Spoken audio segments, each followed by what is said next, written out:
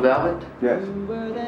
It's a song, and it's a texture. Just like himself, David Lynch's career trajectory was anything but typical. His first love was for painting, and when he made his first ever short film, 6 Men Getting Sick 6 Times in 1966, it was simply because he wanted to see his art move. He would follow this up with The Alphabet in 1968, and the 4-minute film led to him receiving a grant from the American Film Institute, who provided Lynch with enough financing to create The Grandmother, a 33-minute short film about a boy who grows a grandmother to escape neglect and abuse from his parents. Lynch would then receive a scholarship to attend the American Film Institute Center for Advanced Film Studies. Lynch initially despised his schooling, distraught with the course's structure and responsibilities, but stuck with it due to the school offering him a chance to write, film, and direct his own feature-length film. This would serve as the seed for Eraserhead, a movie that took Lynch over 5 years to make, and was an incredibly fraught production. Time and time again, Lynch ran out of money to finance the film. He worked day-to-day delivering papers, and several times he relied on donations from his childhood friends Jack Fisk and his wife Sissy Spacek. By the time Eraserhead was released in 1977, Lynch was 31 years old. Eraserhead was a bizarre, uncomfortable, and alienating film. There was no way a movie like this could launch a Hollywood career. And yet, it did. The film was an immediate cult classic. And more so, despite many despising the film, it was incredibly well regarded by a number of filmmakers throughout the industry, including Stanley Kubrick.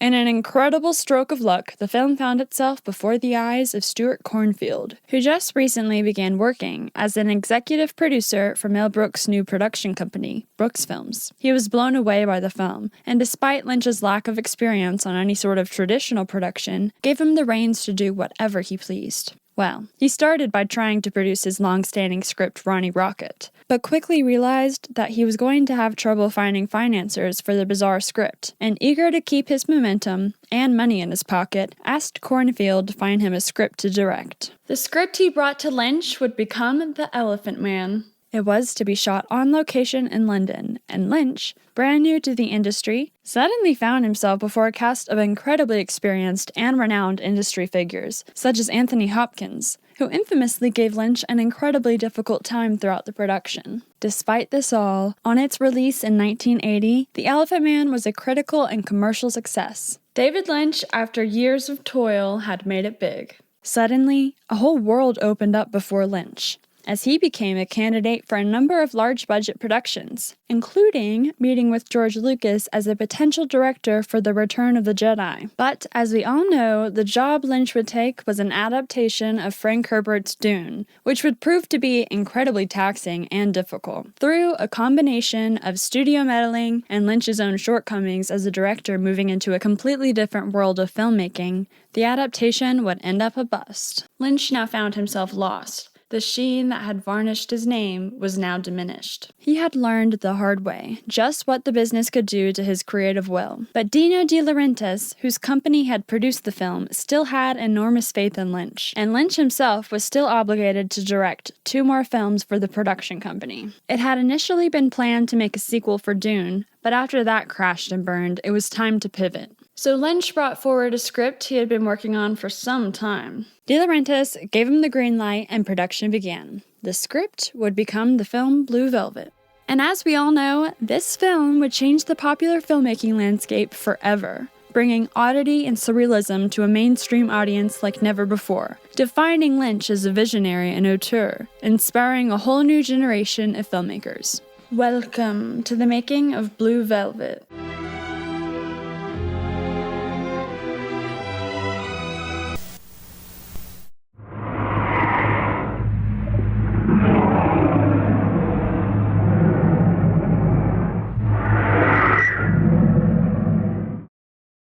Lynch's mind had initially seemed the perfect one to help craft the sci-fi fantasy of Dune, and while the overall look and feel of the world is one of the movie's strong points, it was not where Lynch belonged. Lynch belongs to our world. His ability to recognize the beauty and terror in the small things that we see every day, is what defines his work. And for Blue Velvet, he would dream up his story in the town of Lumberton, North Carolina. The city today has a horrific reputation, considered to be the most dangerous in North Carolina, but at the time, to Lynch at least, it was just a sleepy town located in the armpit of the state.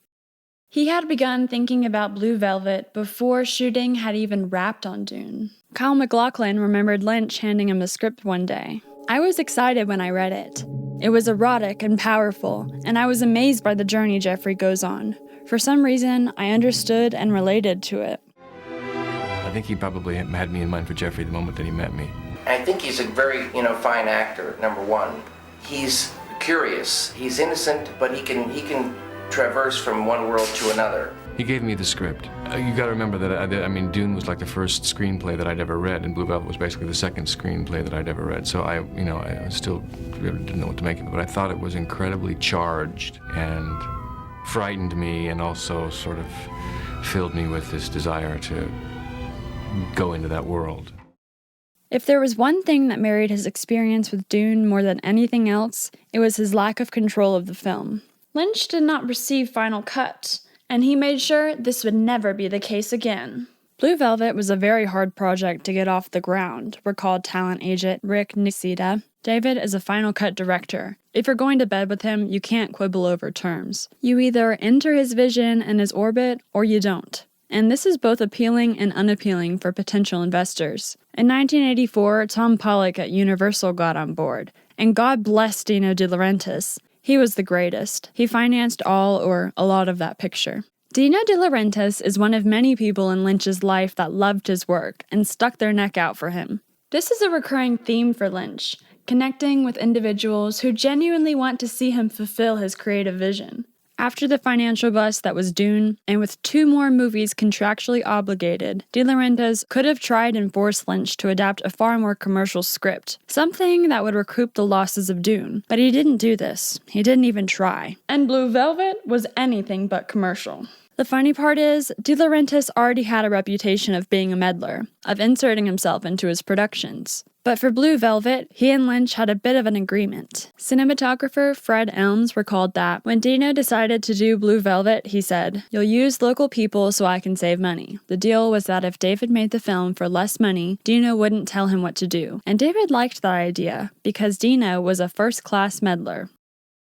In May of 1985, Lynch drove down from Virginia into Wilmington, North Carolina, where pre-production was about to begin. It was there he would meet with the producer on the ground, Fred Caruso, who would say of meeting Lynch, "The first time I met him, he was wearing black sneakers, but they were a weird black. I later found out that he'd buy white sneakers and spray paint them black. I told David I didn't understand the script, and he started explaining it to me, and I thought to myself, I still don't understand it." There is no easy explanation for Blue Velvet. Lynch's creative process is anything but linear or plot-driven. More often than not, ideas sprout from a specific piece of imagery or even a song. On discussing the genesis of the film in 1987, Lynch said, "The first idea was only a feeling, and the title Blue Velvet. The second idea was an image of a severed ear lying in a field. I don't know why it had to be an ear, except it needed to be an opening for a part of the body, a hole into something else. The ear sits on the head, and it goes right into the mind, so it felt perfect." The third idea was Bobby Vinton's song, Blue Velvet.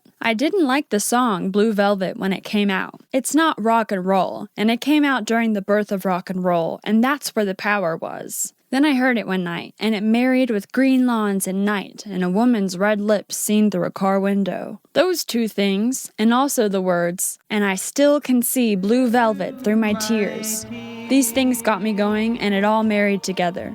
An important piece of the Blue Velvet script came to me in a dream, but I didn't remember the dream until quite a while after I woke up from it. So, imagine me, for some reason, going over to Universal Studios the day after I had a dream that I didn't remember. I went there to meet a man, and went into the secretary's room, and the man was in the room behind her. In this secretary's room, there was either a couch or a chair near her desk, and because the man wasn't ready to see me, I went and sat down on this chair and waited. Sitting on that chair, I remembered my dream, and I asked the secretary for a piece of paper and a pencil, and I wrote down these 2 things from the dream, a police radio and a gun. That did it for me.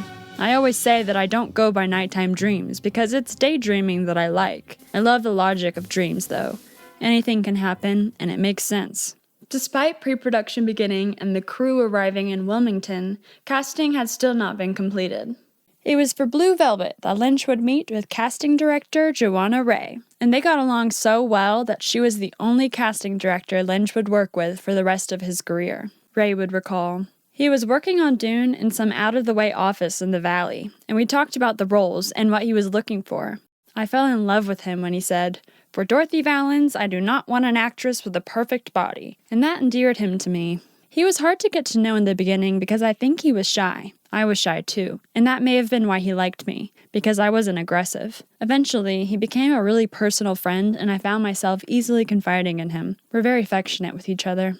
Kyle MacLachlan plays our lead, Jeffrey Beaumont, and as established earlier, Lynch had had him picked out for the part since Dune. Having worked with David on Dune, I got to know him pretty well, and I see a lot of him in Jeffrey, said MacLachlan. David is good at taking the issues in his own life and making them part of his art, and it's amazing how emotionally candid he is in his work. As to whether I function as a kind of alter ego for him and the things we've done together, I guess I'd just say that it's easy for me to absorb and adapt some of who he is when I go into roles in his work. Laura Dern was just 17 when she met with Lynch for Blue Velvet. Her character, Sandy Williams, sits outside the darkness that pervades the film. It's an incredibly important role for the dynamics of the film, but she wasn't the first actress that Lynch had envisioned. He had initially sent the script to Molly Ringwald. According to legend, Molly Ringwald's mother got her hands on the script first, and after reading it, refused to let Molly see it. Please note, I say according to legend because while this fact is plastered up and down the internet,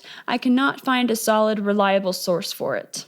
Back to Laura Dern. Both her father and mother, Bruce and Diane, are actors, and they've kept busy throughout their careers. You may recognize Bruce Dern from his more recent role as George Spann in Once Upon a Time in Hollywood. According to her parents, she was conceived when they were filming The Wild Angels in 1966. She was raised largely by her mother and grandmother, and at the age of 16, graduated high school early and attained emancipation. She was accepted into UCLA. But she was only on campus for a total of 2 days before she found out that she landed the role of Sandy. Intent on still attending the university, she asked the head of the film department at UCLA for a leave of absence, but was denied. Dern tried to plead her case, saying she would write papers and double up classes when she returned, but to no avail. Dern would recall, "I said, I have this opportunity," and he said, "Well, I'll look at the script if you want to give me the script, but you're not going to get a leave of absence. It's not going to happen. It's not a medical emergency." After the head of the film department read the script, they called her back into the office where they would give her an ultimatum. She said they told her, "First of all, if you make this choice, you are no longer welcome at UCLA. You'll be out. But secondly, having read this script that you would give up your college education for, this is insane." Dern continued, "If you want to get a master's in film at that school, when you write a thesis, there are 3 movies you are required to study. And you know what one of them is? Pisses me off." That's right, Blue Velvet. "I was pretty stunned by the script, but I also thought it was incredible," said Dern. "And my character isn't part of the darkest aspects of the story. Everyone talks about the violence and cruelty in David's films, but he's also a profound believer, and that's where the characters I've played for him have hung out, and that's the part of David I have access to as an actor." He didn't ask me to read. He said he knew I was perfect, which always directors ask you to read, and he said, I don't believe in reading. You know the person's right or you don't. It has nothing to do with, if they're reading the part. Which is kind of wonderful, and amazing. But he said he wanted me to do it, but he wanted to make sure that Kyle MacLachlan was going to play Jeffrey and I kind of could hit it off, and it felt right to him to see us together. So he asked me to meet them at Bob's Big Boy. And the 3 of us had our Bob's Big Boy meeting, and the rest is history. It would be hard to overstate how perfectly Dennis Hopper inhabits the violent, disturbing, psychotic, and surprisingly sensitive Frank Booth. Though it may be hard to imagine now, Hopper was not even close to being the first choice for the part. Lynch talked with Willem Dafoe, who would later star in Wild at Heart, and also Harry Dean Stanton, who he ended up offering the part to. But Stanton would say, "I didn't want to go on that violent trip," and turned it down. Though far from a movie star, Hopper had carved himself a very solid niche as a character actor throughout the 70s. almost always playing the tormented maniac. But this characterization was, unfortunately, a little bit too accurate to Hopper's own life. He struggled tremendously with substance abuse, which poured into his acting career, and he became a distraction during productions. In May of 1983, Hopper rolled into Houston, specifically Rice University. It was here where he was to screen a film he directed, Out of the Blue, which honestly looks pretty good. But this screening was anything but typical. First, high out of his mind, he crashed a screening of Scorsese's Taxi Driver at the school and attempted to provide running commentary throughout the screening. His movie would be screened the next day, and following the film, Hopper played the students an hour-long recording of himself ranting about Hollywood. This wasn't even the beginning. His final act for the screening was what you may call a piece of performance art. The school, wisely, would not allow him to put on this act at the school itself. So, after his hour-long rant, buses pulled up outside the screening, and Hopper and the students loaded up, driving out to the town of Big H Speedway, where stock car races were held. Hopper was to perform the Russian Dynamite death chair trick after the night's stock car races. The death-defying stunt apparently was the earlier brainchild of stuntman Ollie Anderson, who had learned of it from a drifter in the late 1950s. The stunt involved sitting in a chair with 4 sticks of real, deadly dynamite attached to the legs of the chair. This is not an act of trickery, but an incredibly dangerous feat, putting the performer at the mercy of physics. Hopper sat down and the dynamite blew. The following was written in the Rice student newspaper. For a single, timeless instant, he looked like Wile E. Coyote, frazzled and splayed by his own petard. Then, billowing smoke hid the scene. We all rushed forward past the police into the expanding cloud of smoke, excited, apprehensive, and no less expectant than we had been before the explosion. Were we looking for Hopper or pieces we could take home as souvenirs? Hopper survived the stunt. We're getting ready.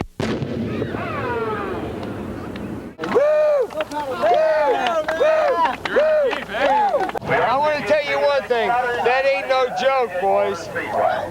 It's like being hit by Muhammad Ali, man. And it was not long after this that he fled to Mexico, where he disappeared for some time, before eventually checking himself into a drug rehabilitation center. So, suffice to say, when Dennis Hopper's name came up as a potential candidate for Booth, producers and crew alike were incredibly skeptical. Lynch would recall, I've told this story a bunch. Frank Booth, Dennis Hopper's name came up, and the casting people, they said, no, you can't work with Dennis. He's on drugs, he's, on everything, and you just can't work with him. So I knew that Dennis Hopper was the right one, but it'd be impossible to work with him. So we tried to think who could do it, and in the middle of that, got word from Dennis Hopper's agent that Dennis was now clean and sober, and that he had already made a film, Clean and Sober, and I could talk to that film's director, who would tell me how it was to work with Dennis. So then I was about to do that. Maybe I did get a call from the agent, but Dennis called me.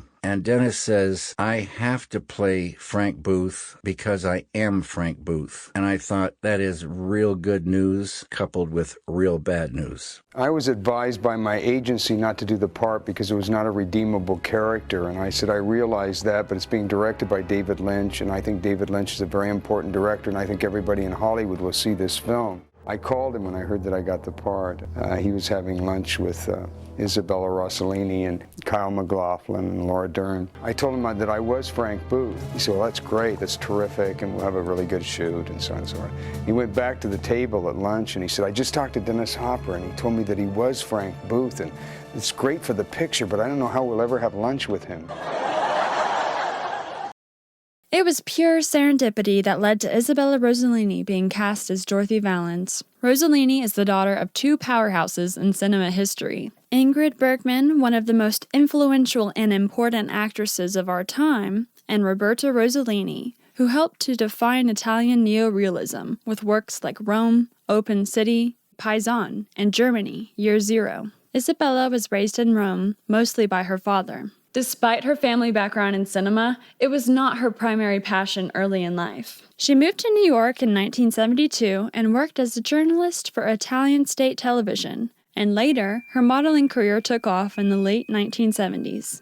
In 1979, she would marry famed director Martin Scorsese. They would divorce a few years later, but remained very close. In 1985, she would meet Lynch.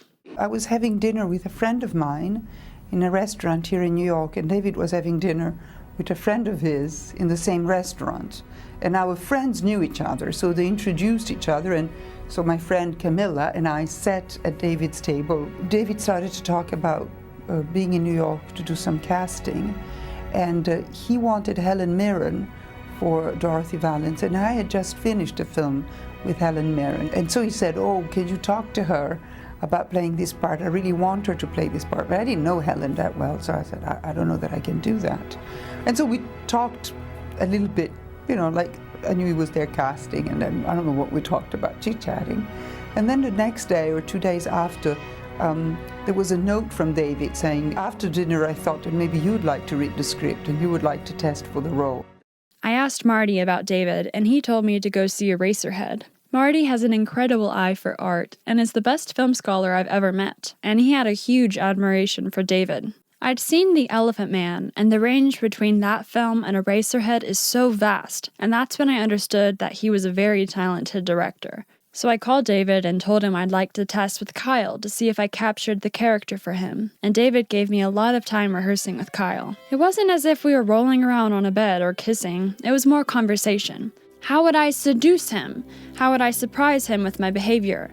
How would I portray a woman who was a victim but also a perpetrator of crimes against herself? We discussed the most difficult scenes, and after we tested, David offered me the part. I felt confident I could handle it because David had given me so much time during the test. Summer arrives in Wilmington, North Carolina. The rest of the cast and crew begin to trickle in.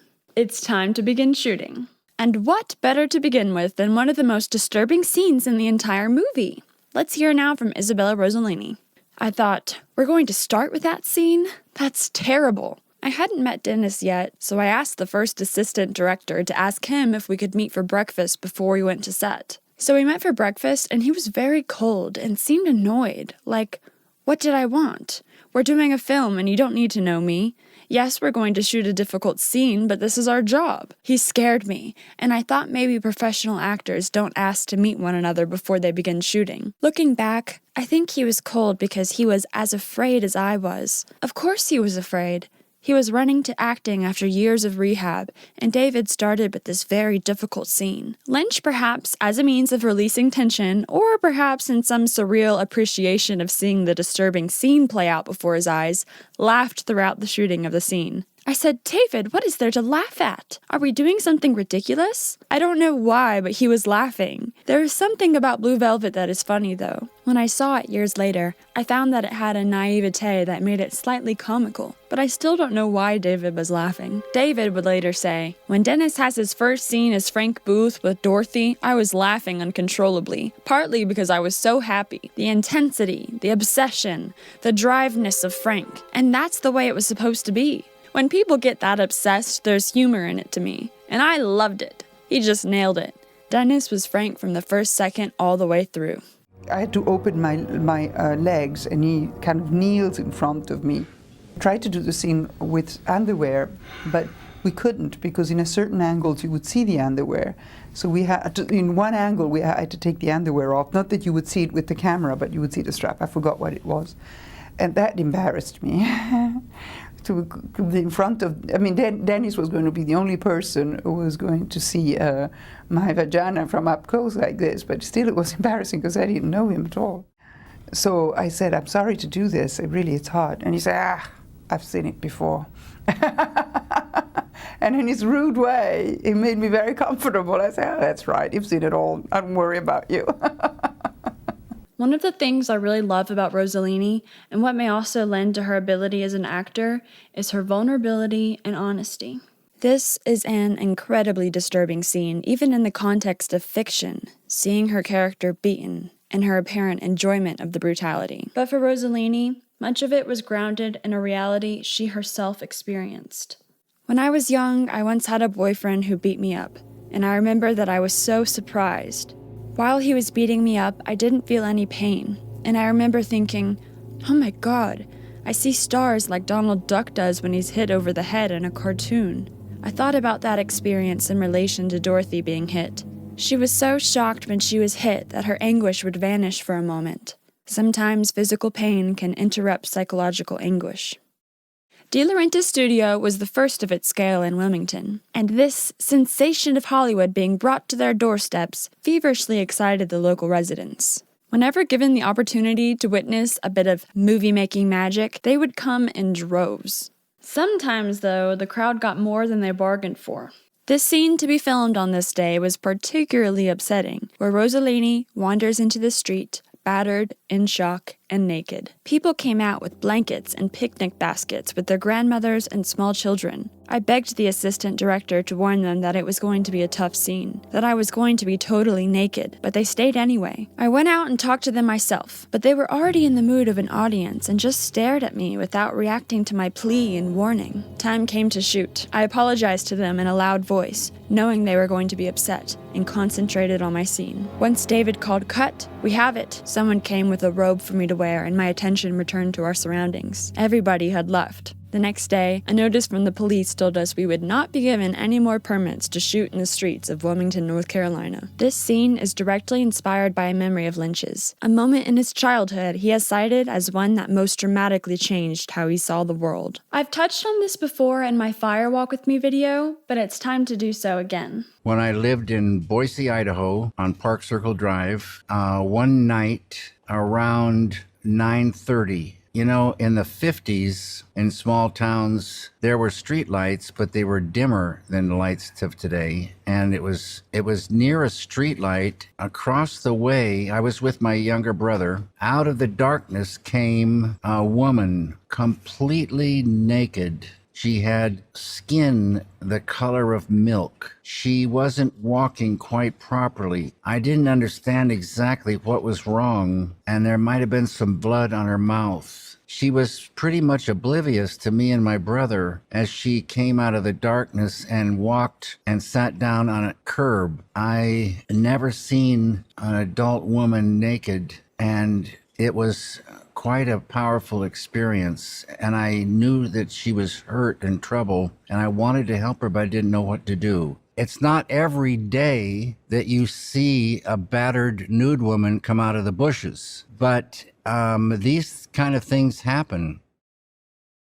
Rossellini, despite being one of the least experienced actors on set, stunned the rest of the cast with her performance. And Lynch's ability to set his actors at ease and guide them through the difficult scenes was pivotal. I was a little bit in awe of her, recalled McLaughlin. And of course, before we began shooting, I was intimidated knowing I was going to have to do these intense nude scenes with her. There's one scene where I have to completely undress in front of Isabella, and when we shot it, I kept repeating to myself, "You're not really here. You're somewhere else at this moment. It's just a body. Don't even think about the fact that you don't have any clothes on." There's another scene when Isabella asked me to hit her, and I thought, I can't do this. I didn't actually hit her, but the fact that I had to go through the motion of hitting her was upsetting. When Jeffrey is in his room at home later and realizes what has taken place, he breaks down, and those scenes were challenging. I trusted David to guide me through them. In stark contrast to the world he was creating, Lynch would wheel around the set in a pink bicycle, pockets full of peanut M&Ms, which was his go-to snack during the production of the film. It's a story that will be told time and time again. Lynch was a patient, insightful, and unbelievably talented director. Anything was on the table, at any time. One day, at a bar they were scouting as a filming location, Lynch met a go-go dancer he just adored. There was a bar beneath the apartment where we shot the scene with Dean Stockwell called This Is It, and we went to this bar and were scouting it, and they had cages where go-go girls were dancing. I met one of the dancers named Bonnie, and I loved her. The way she looked and the way she talked, she was incredible. I asked her if she'd be in the film, and she wound up dancing on Frank's car. And the way she danced was perfect. And this is a found thing. This girl I met in some bar in Wilmington. Your full name is John Wentworth, and I got a letter from John before shooting Blue Velvet, and he was applying to be my assistant. And this letter was so formal and proper, and the name John Wentworth, you know, I pictured a very collegiate, super clean bright as a shiny penny, you know, good student. And John is none of those things. Showing up. And with a tie and a sharp jacket. Yeah. So I hired John unseen. And 3 days later, the door to the office opened up, and there was J.W. And Not in a Not tie. quite what you expected. not quite, but John was, you know, a super cool guy. He's a great guy. He'd been in the family for years and years. John Wentworth, who worked as Lynch's assistant during the shoot, recalled a spontaneous idea Lynch had him arrange. The scene had no real bearing on the story. Its only purpose was to fill a television screen during a real scene. Not long after I got to Wilmington, David had this idea he had to do, something called a chair pull. There were projects like that happening all the time. David can make art out of anything. And working for him was like working with an inspired person who has a vision, knows what he's doing, and enjoys the insanity of it all. If you're wondering what a chair pull is, I'll let David explain it. You know how people have Olympics? People do running. There's a 100-yard dash, the 50-yard dash, the mile run, and they pass off batons.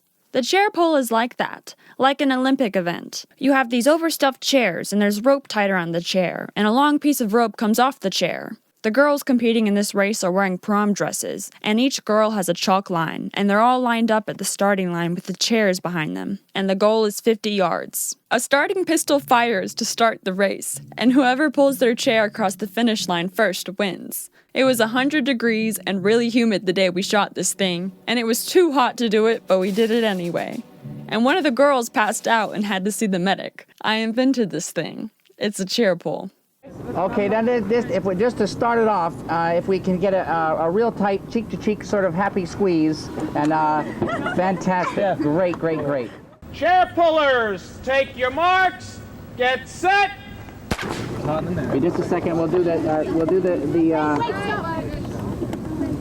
You're gonna pass out? Yes, she is. Okay. Come on over here, sit down. Head between your knees. Yeah. Sit down. We want. You got a glass of water?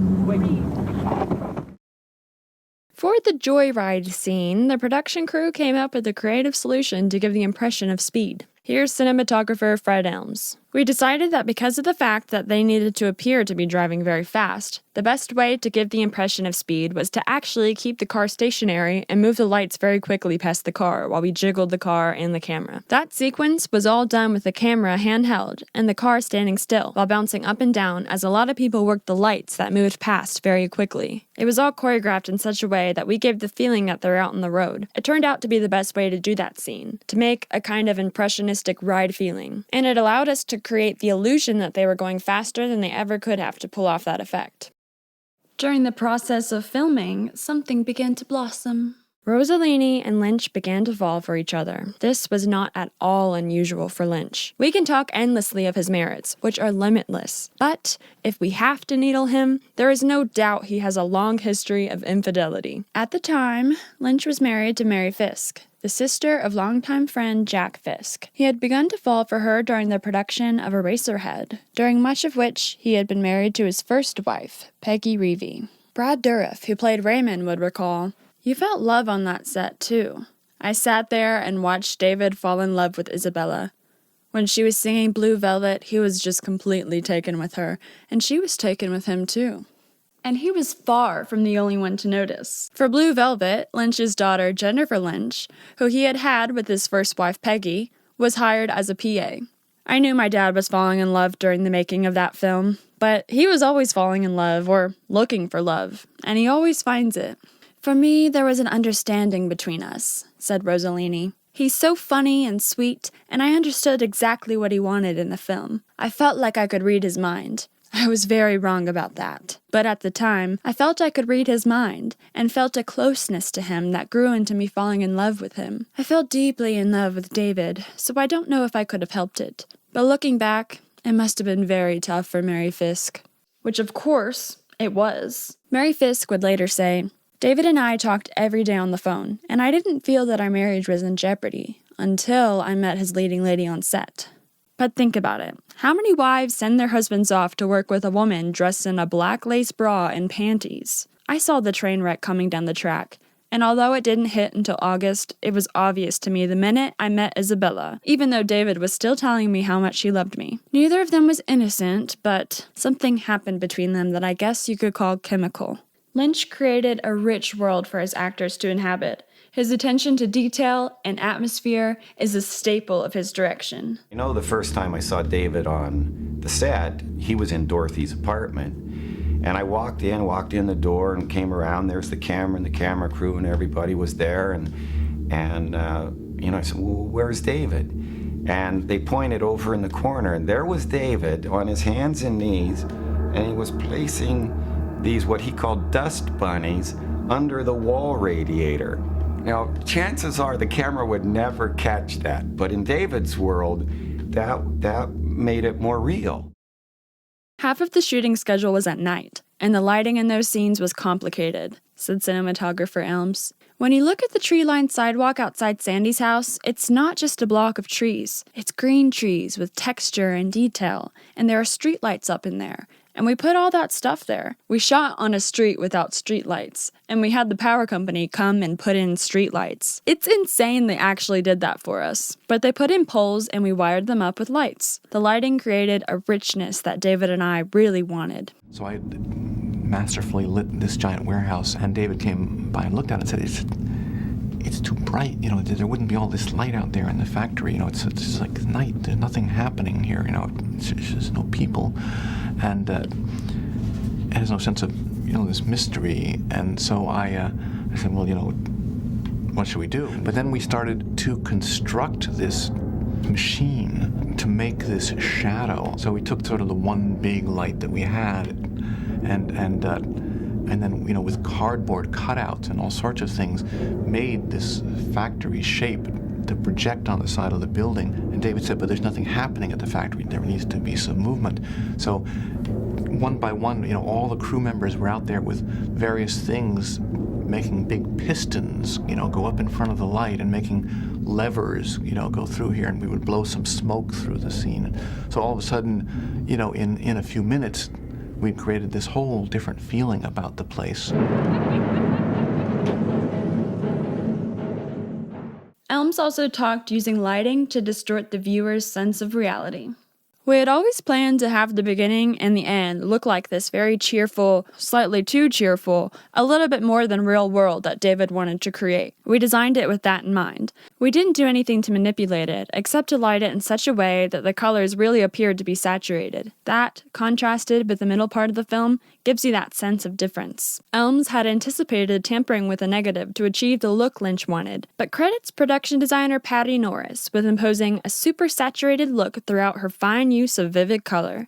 We did some optical tests first, and we tried to intensify the color and then desaturate the color. But when we looked at both on the screen, we decided that normal was actually the best fit for us. Patty created the world that David wanted to see, and yet brought something more to it. Even though it's basically a location film, there are only a couple of sets.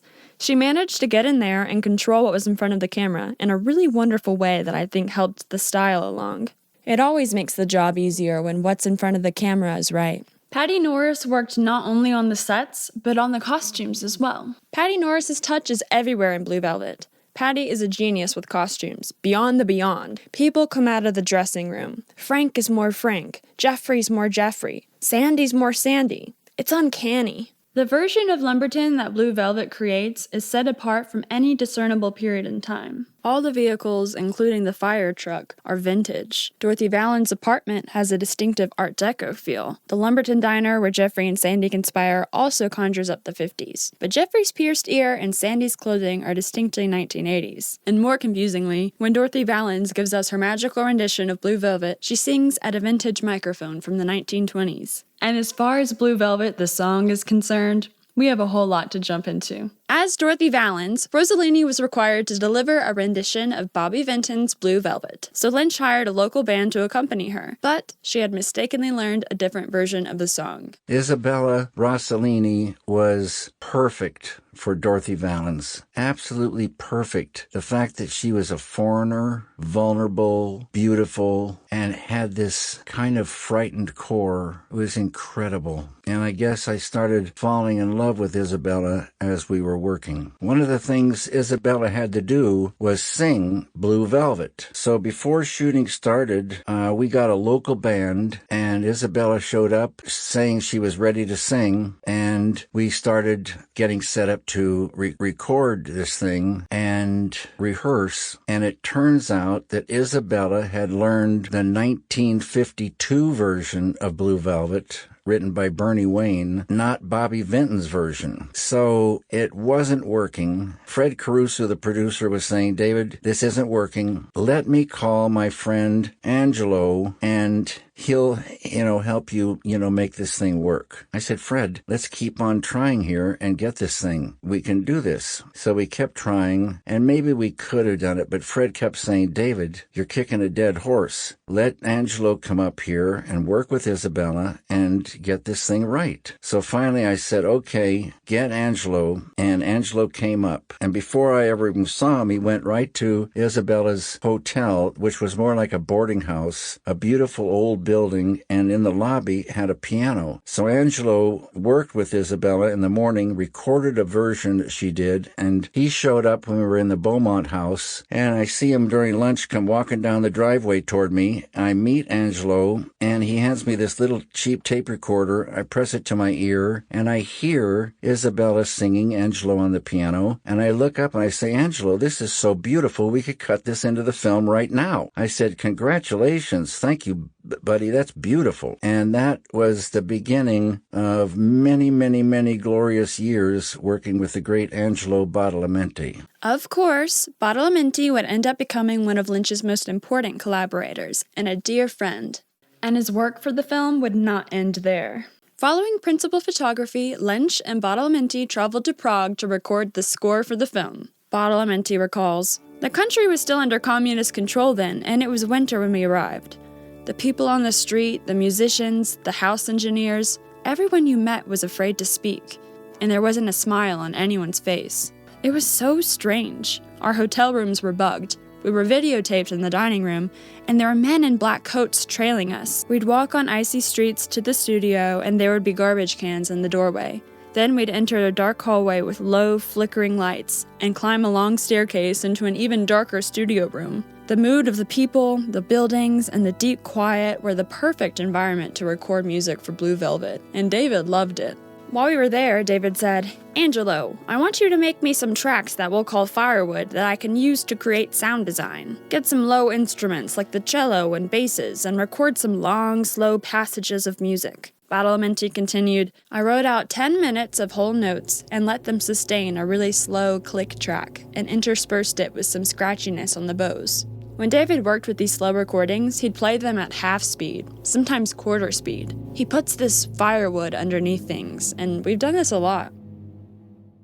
Sound design is an integral part of Lynch's films. Alan Splett, who had worked with Lynch on all his films, going back to Lynch's 1970 short, The Grandmother, was of course set to take on the job here as well. But about halfway through, Splett had to quit. I'd been working with Alan Splett for many, many, many years, and in post-production on Blue Velvet, we moved from Wilmington and did the post in Berkeley at Fantasy Studios. And Alan was in his room, cutting sound effects, and he kept seeing, the scenes over and over again. And one day he came to me and said, David, I can't work on Blue Velvet anymore. I can't see Dennis Hopper anymore. It's making me sick. I have to stop working on Blue Velvet. I said, holy smokes, Al. Okay.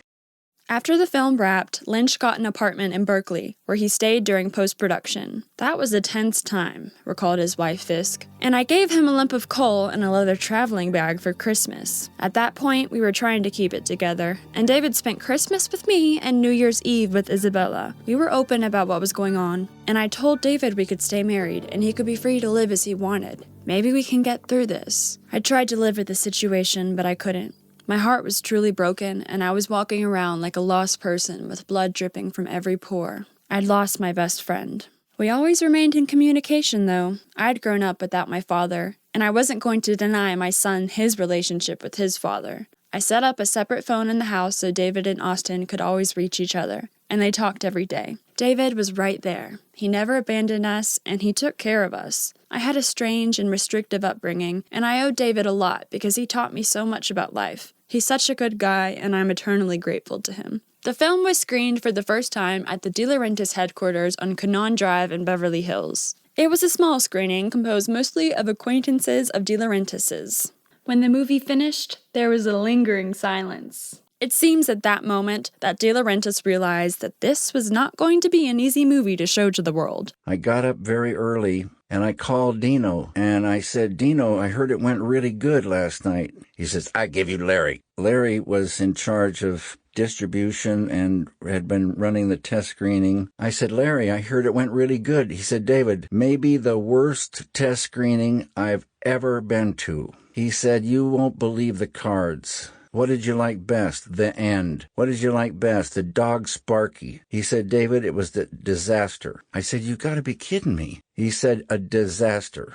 But he remained committed, saying, nobody's going to want to distribute this picture, so I'm going to form my own distribution company and distribute it myself. I remember going to a preview in the San Fernando Valley, and it was the worst preview I've ever been to, said Nick Reseda. The rawness of the characters, what Isabella goes through, it just seemed like a bad dream. And there weren't just walkouts, there were runouts. In my memory, people were running up the aisles. The next day, David, myself, Rafaela, Dino, and a few other people were sitting in Dino's office going over the cards, and it was gloomy. The comments were along the lines of, killed the director.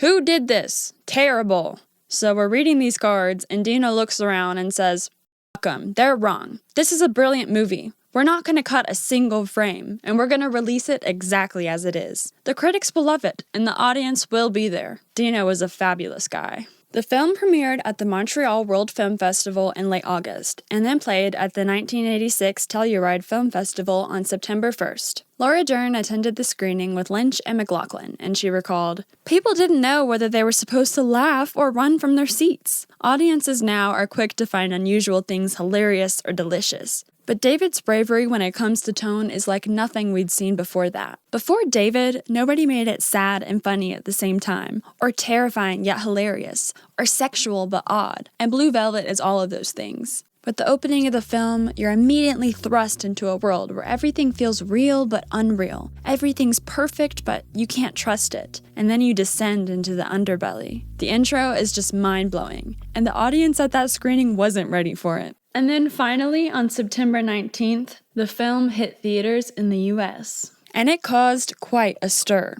Do you think you're a genius or a really sick person? Well, Valerie, I don't know.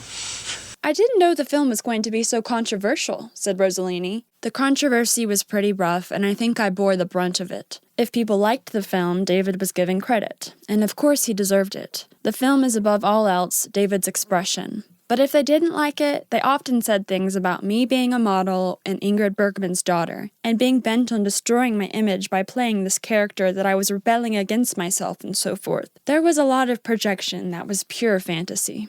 Of course, both of your parents are dead. Do you think you could have, or would have felt comfortable doing this role while they were living? My father died 10 years ago. My mother died 4.5 years ago. It's very hard to assume, and I don't think I would want to put words and feelings because it's hard enough that they're dead, and I have to face that fact. And now to, revive them and say, they would feel that, or would they feel, or how should I bring up my daughter, and would mother be, agree with this and that? You can't do that. You just have to face the fact that you are an orphan and you're on your own. This was a film that famed critic Robert Ebert infamously despised, even accusing Lynch of misogyny. And my reaction is, I think this movie is cruelly unfair to its actors. It was directed by David Lynch, the same man who made Eraserhead and Dune, and he's a talented director. You can see that here, and seems to have a lot of power. But he asked Isabella Rossellini in this movie to be undressed and humiliated on the screen, as few actresses ever have been, certainly in non-porno roles. And then he tries to take the edge off her shocking scenes by turning the whole thing into some kind of a joke. Well, either this material is funny, in which case you don't take advantage of your stars, or it isn't funny, in which case it shouldn't have so much campy and adolescent dialogue along with the really powerful sexual scenes. This is not a simple mad slasher Okay, then why is it a comedy? Because he wants to set you up. He's a director, and he wants to play you like all the directors, the great directors want to do. He wants to play you like a piano, which is have you smile and then swing you right into some depression. Yeah, well, the next time that somebody wants to play me like a piano, he'd better get some music that's worth listening to. Ebert's review has not aged well, and even at the time stood out against his contemporaries, many of who gave the film glowing praise. Pauline Kael, critic at The New Yorker, loved the film, lauding McLaughlin's performance as phenomenal, and summarizing Blue Velvet as an inquiry into the mystery and madness hidden in the normal. Lynch's use of irrational material works the way it's supposed to. We read his images at some not fully conscious level. Fred Caruso recalled, "We were surprised when the film was such a sensation. We didn't think it was going to be a disaster, but we didn't think it would be a movie people talked about for decades." Most critics loved it when it came out, though, and I think critics who wrote negative reviews didn't understand what they were seeing. Blue Velvet is a movie you have to see a few times to get all the nuance and detail. Lynch would receive his second Academy nomination for Best Director, his last being for Elephant Man in 1980.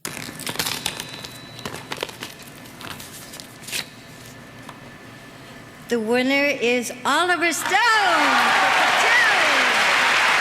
But Lynch did end up with the consolation prize.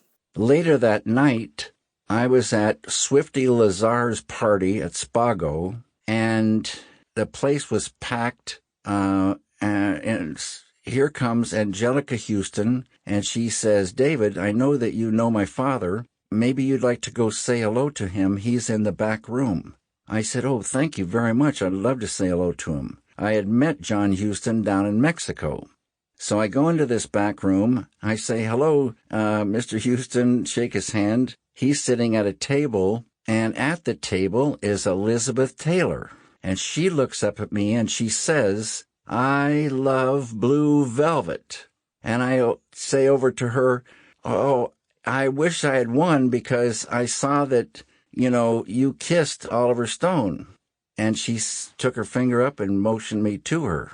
And I went around back behind her and came around to her side, looked down. She tilts her head back, and I go down closer and closer. I see those violet eyes. I see those pillow lips. I go down closer, my lips on hers, sinking deeper and deeper and deeper into those lips. It was incredible. That was a beautiful experience. Lynch's style and vision as a director was evident from the very beginning, but Blue Velvet cemented David Lynch's mark on the culture. His wholly unique approach to storytelling, tone, and imagination is instantly recognizable. David Lynch once said, "Blue Velvet is a song and also a texture." Thanks to him, it's also a film. American Decay on celluloid, where sound becomes feeling and feeling becomes vision. Not just watched, but felt, like velvet in the dark. You thought the video was over? Guess again. Introducing a segment called Things I Love. I don't know if you're a detective or a pervert.